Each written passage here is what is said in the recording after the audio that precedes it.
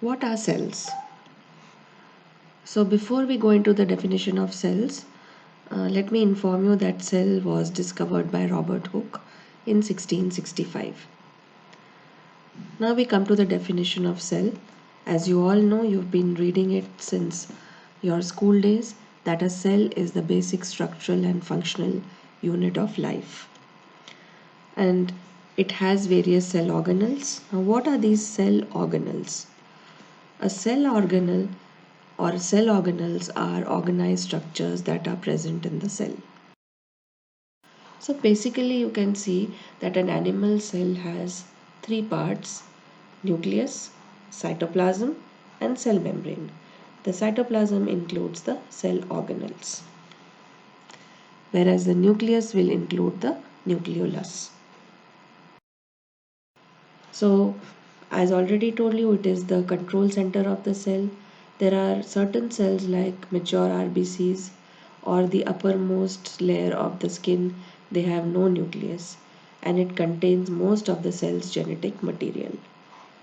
The nucleus has two membranes, inner perinuclear membrane with numerous pores and an outer one which is continuous with the endoplasmic reticulum. It contains DNA, which is the chemical basis of genes, and it contains nucleolus, which is an area of RNA processing and ribosome synthesis. The function of the nucleus is to enable DNA replication and RNA synthesis, that is transcription. Now we come to the next cellular organelle, that is the endoplasmic reticulum, and it is of two types, that is the rough endoplasmic reticulum, which is granular, and the smooth endoplasmic reticulum, which is agranular. The functions of endoplasmic reticulum are to provide mechanical transport of substances, carry out lipid synthesis in smooth endoplasmic reticulum, protein synthesis in rough endoplasmic reticulum. It also carries out detoxification of various drugs, and the microsomal cytochrome P450 also carries out detoxification of drugs such as morphine and phenobarbital. So we come to the third cellular organelle, that is Golgi Apparatus. It is a network of flattened, smooth membranes and vesicles. So you can see these are the membranes and these are the vesicles. So it is a network of flattened, smooth membranes and vesicles. The functions of Golgi apparatus is maturation of synthesized protein by sorting, packaging and secretion. So whatever proteins were synthesized in the by the ribosomes are first sent to the Golgi body with the help of endoplasmic reticulum, and here the maturation of the protein occurs and then it is packaged and secreted. Carbohydrate groups are attached to the nascent proteins while passing on from endoplasmic reticulum. Example, glycoprotein, lipoproteins are also added in the endoplasmic reticulum before sending them to Golgi body. So the path of the molecule is the protein molecules is from cis Golgi to medial Golgi to trans Golgi. Then there is a temporary storage area, that is the trans Golgi. After reaching this temporary storage area, these molecules are sorted, packaged into vesicles and transported to their destination.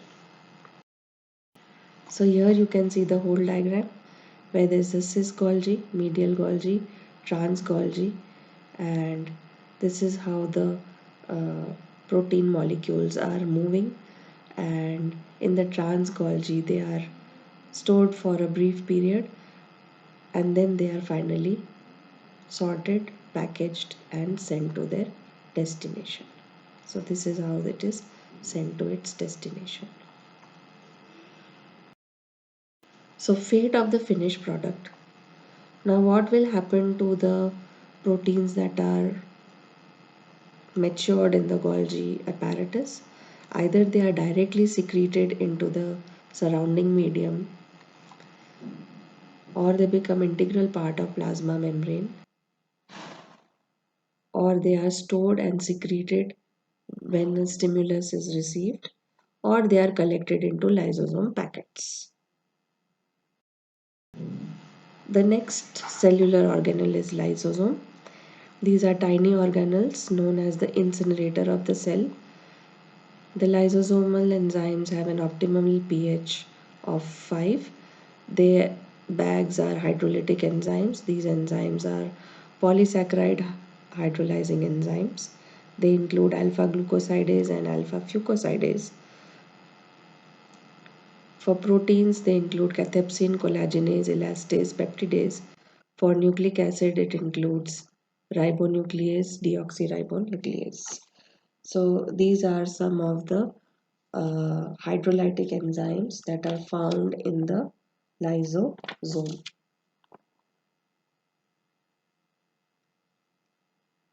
The lipid hydrolyzing the lipid hydrolyzing enzymes include fatty acyl esterase and phospholipases. The functions of the lysosomes is to digest damaged cellular structure, food particle ingested by the cell, and also digest the bacteria. So the lysosome function, let us see how the lysosome digests. Now you can see this is the rough endoplasmic reticulum. So all the proteins will be synthesized, which will also include the enzymes. Now these proteins will be transferred to the Golgi apparatus, and here they will be packaged. Those enzymes that belong to lysosomes will be packaged into the lysosomes. Now this lysosome is known as the primary lysosome. So whenever a food particle or a bacteria is reaches close to the membrane phagocytoses it with the help of pseudopodia.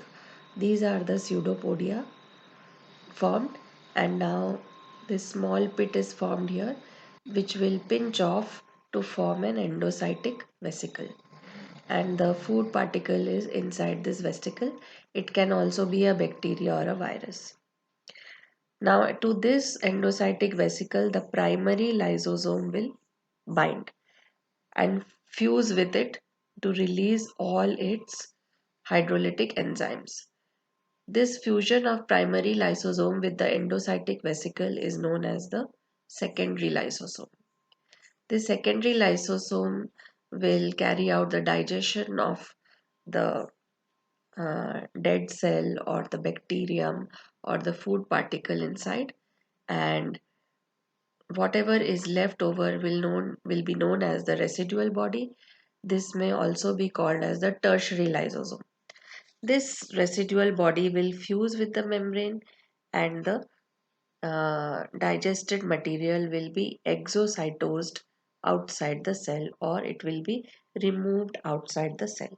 So this is the full process of that is carried out by the lysosome.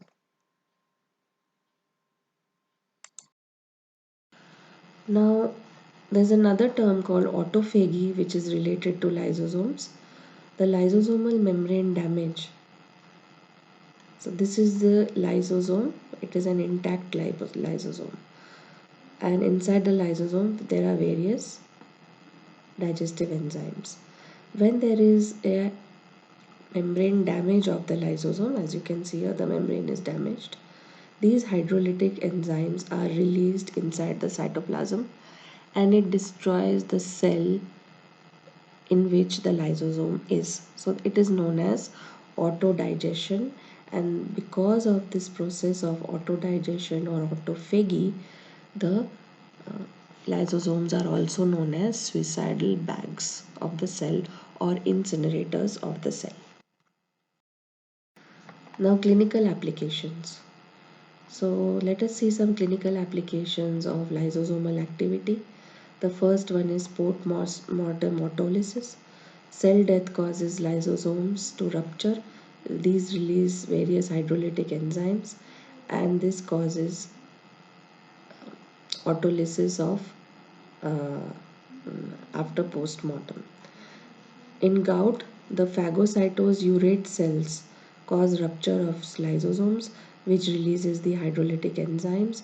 This causes inflammation and arthritis. In silicosis, phagocytosed silica particles um, reach the lungs. Here, the lysosomes rupture and they release various enzymes that decrease the lung elasticity. The fourth one is inclusion cell disease, where the protein targeting is defective. The mannose 6 phosphate is not added to the new enzymes, so the enzymes cannot reach the lysosomes, because of which certain enzymes uh, cannot reach the lysosomes. So the lipid digestion is not complete, and it leads to accumulation of certain large molecules inside the cytoplasm. Certain cancer cells liberate cathepsins, which are found in lysosome.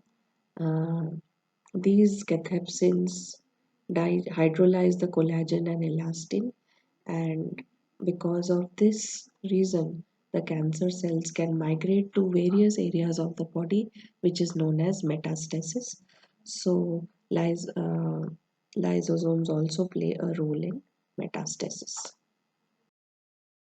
Now we come to the fifth organelle, that is the peroxisomes. It contains granular matrix.